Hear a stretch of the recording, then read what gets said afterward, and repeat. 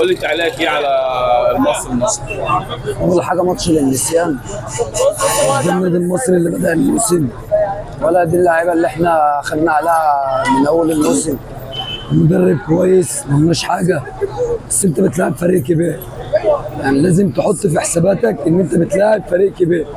انت بتلاعب نادي الزمالك، يعني ليه معطيات وليه حسابات تانية غير بقيه الماتشات في الدوري.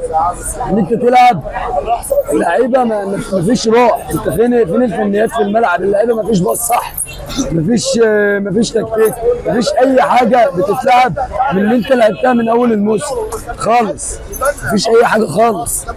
اللعيبه ولا بتلعب بحماس ولا بتلعب برجوله ولا بتلعب باي حاجه، غير ان انا يعني شايف الدوري المصري كله، مش في ماتش المصري بس ولا في ماتشات المصري بس، في مباريات الموسم كله من اول ما بدا الاداء التحكيمي زي الفل وماشي 10 على 10.